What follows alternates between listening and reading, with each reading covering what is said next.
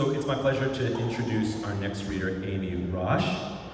Amy is a Los Angeles-based artist whose projects include the album Girls Get Cold, animated film Cat, Bird, Coyote, and the theatrical show The Animal Monologues. And she, like me, did the right thing and wore a fabulous hat. Welcome, Amy.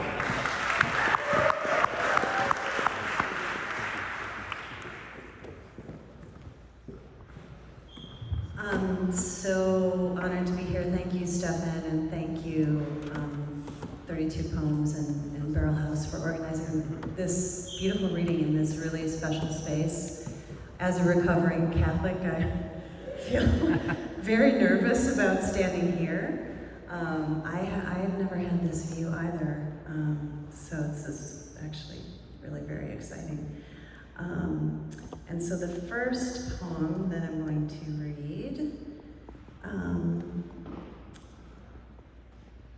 is set in a church.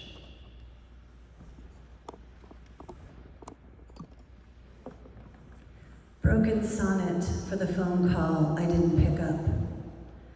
I heard Leonard Cohen's Hallelujah sung in Spanish at a funeral last week, twice, processional and communion. Stained glass shook loose and boomeranged rose gold sharps into tall bone Jesus till he swayed between stone femurs like a receiver in a phone booth waiting for his last phone call from God. Your last call went to voicemail, then you hung up on yourself. Alleluia sang the backhoe for Maria, but it was your flesh, sister, passed out like coins from the collection basket as they lowered you down to Earth's center, where I swallowed the red ring around your throat like an anthem, laid my head down next to yours and listened for your secret chord. And this next poem is the one that is I'm very grateful to have in Smartish Pace and the issue that's here at EWP. And I also just really want to thank everyone for writing in this strange time on planet Earth. The artists are what are going to keep us going, or what can save us, so thank you. It's very small, so I'm going to pull out my glasses.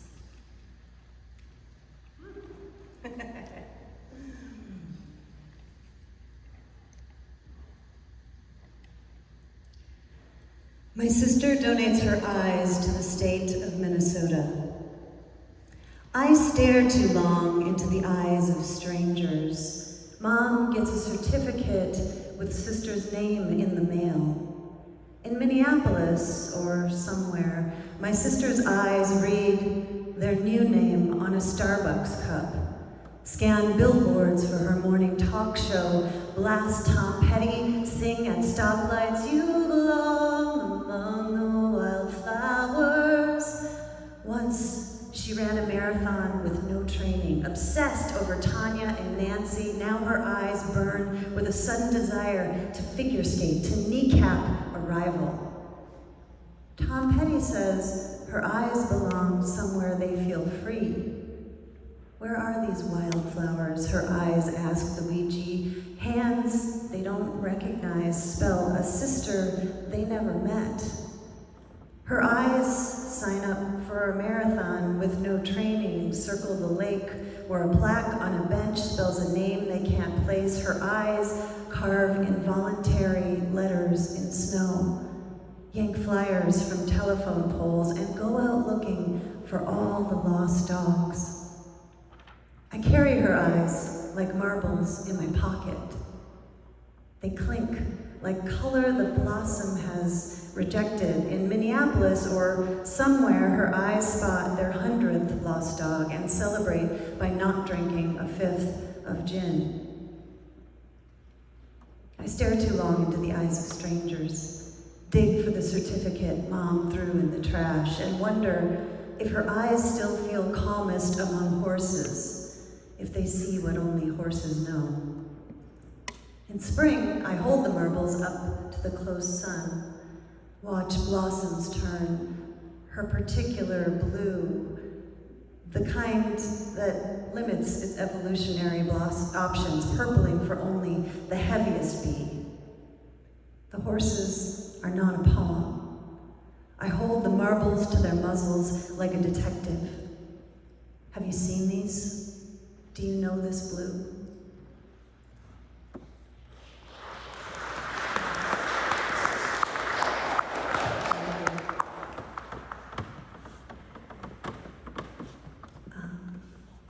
The next poet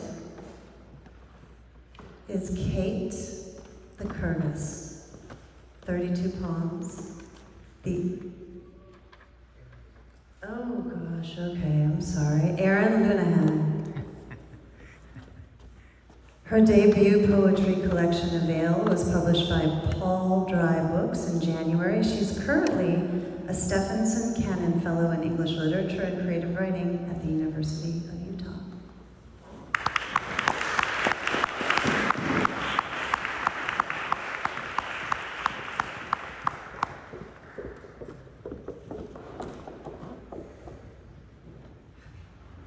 Thank you so much.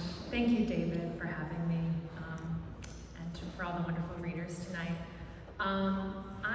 I'm going to read a new poem, just one. It's a ghazal, and it's after an exhibit at the Metropolitan Museum of Art that I think was a couple of years ago now, of primarily Holbein portraits, but it was sort of a Tudor art. Ghazal. At the Tudor exhibit, the faces in each picture gleam like the flash reflected in a picture.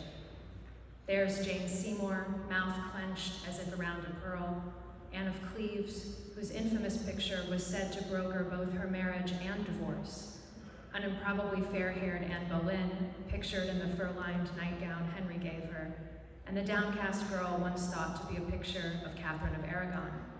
Experts now suspect the portrait's premature and doesn't depict her, but Mary Tudor wearing a pendant letter C. Bloody hand-me-downs make nearly every woman's picture hard to identify, even, as Boleyn's placard notes, when a name's inscribed in the margins of the picture. Such captions could be later generations' guesses. Catherine's Parr or Howard may instead be pictured. So too the era's men. Nearby, a flock of dark-haired courtiers betray another monarch's type. Picture John Mayer or a young Johnny Depp.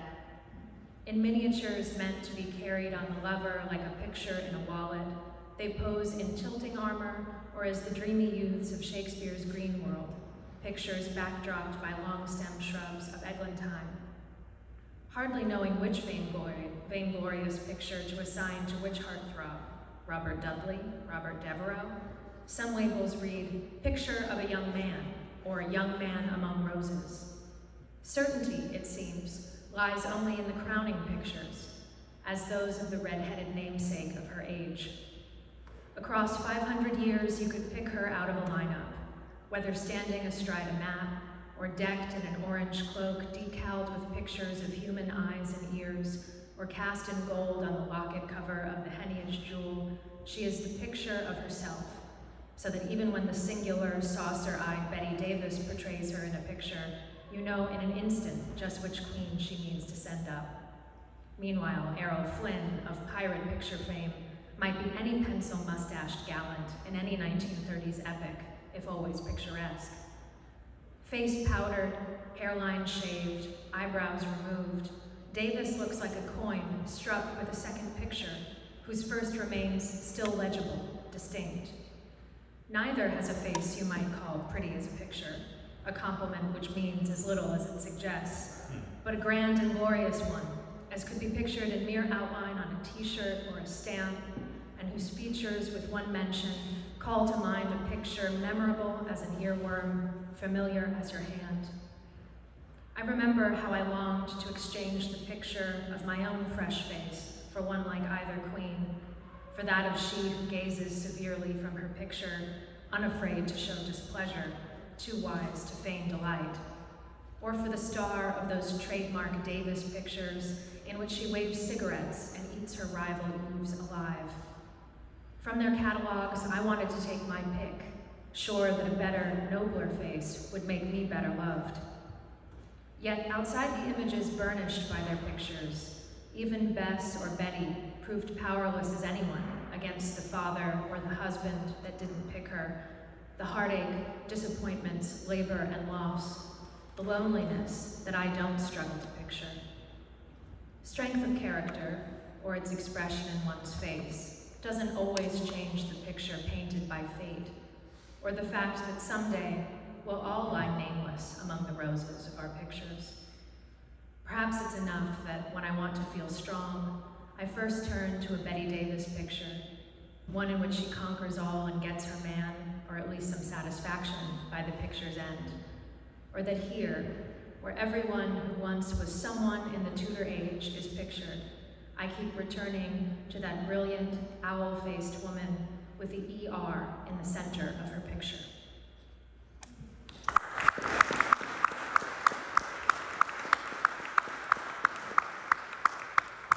And it's my great pleasure to introduce Christian Gullette, whose book, Coachella Elegy, I love. He is the author of Coachella Elegy from Trio House 2024, a finalist for the Northern California Book Award and longlisted for the Nusrat Yassini Poetry Prize. He is the editor-in-chief of the Cortland Review.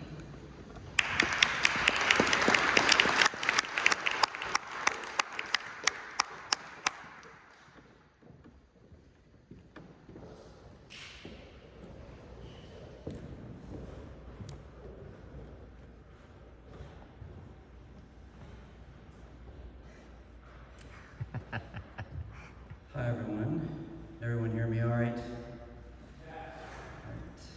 It's a pleasure to be here with all of you. Thank you to Smartish Pace and 32 Poems and Barrel House. It's especially meaningful for me to read here and be invited by Smartish Pace in particular because I grew up in Baltimore. Since I was 6 years old, used to drive by this church and always wondered what it looked like inside. And now I know. So I'm going to read 3 short poems from my book, Coachella Elegy, which is very much about grief and either trying to escape grief or discover it or realize the only way out is through it. And in particular, the 3 poems I'm going to read are about my brother, who died many years ago, but grew up here in Baltimore with me. And the first of those poems is called Beehive State Elegy. Hives emblazoned on temple doors and traffic signs. This 45th state full of dinosaur bones. Scientists can't find the bee graves either, hidden in these mountains. Nearby, there's a ski lift where 100 years ago, people in cabins died young like my brother. We plant flowers in the median strip near the spot he rolled his Jeep while the 7-Eleven cashier watched through bulletproof glass. Only traces of him remain in the desert, small as pollen, which is what they find in mummy stomachs, ice age flowers.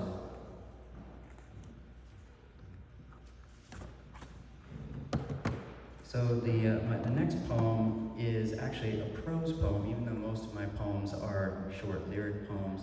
I wrote 3 prose poems that serve as the section dividers in the book. They're all called In Transit. And this morning when I was trying to figure out, do I have a poem about Baltimore? I realized, yes, I do. And this, for anyone who lives here, you'll recognize the Beltway, which is Highway 695 that circles Baltimore. And it always makes me think of my brother, Jeremy. Maybe the facts of what happened on a highway are not narrative facts in the way I was raised to think of time, but circular, in that they always circle back to the same place, exit for some, entrance for others. In my family, a story existed and continues to exist. How my brother used to drive the freeway for hours in search of motorists to assist.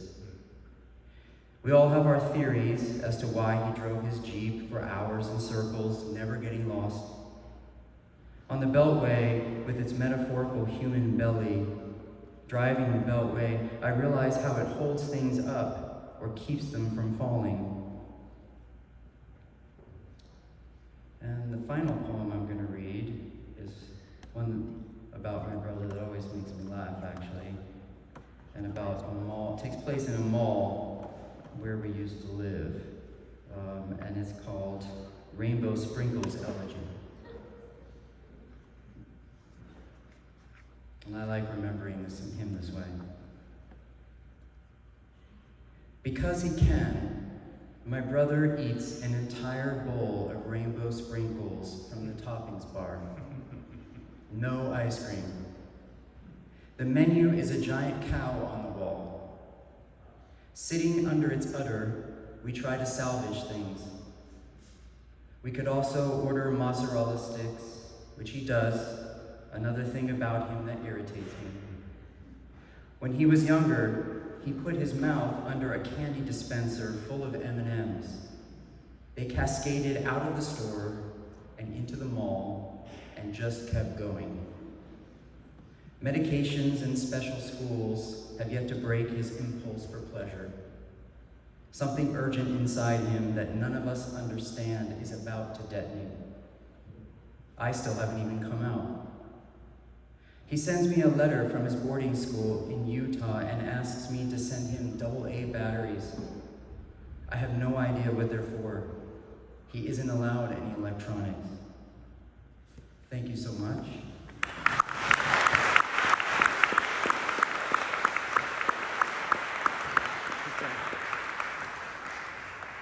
And, yeah. I thought you were going to introduce it later. No. I was just going to introduce the intermission. Oh, thank you, Christian. Thank you so much. Thank you. Beautiful reading, Christian. Christian has now read for us in a nightclub and in a church. He performs equally well in both venues. Maybe we'll get you to a strip club next year.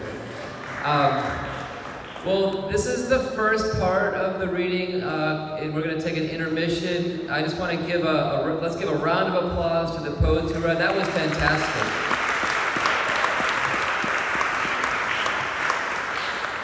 And thank you all for being here. This is magical. So we're going to take a little break. Get yourself some beer or wine. We have water and tea. The Ivy is selling books from the poets, and as I mentioned earlier, we have free copies of Smartish Pace by the beer. We'll see you in about 15 minutes.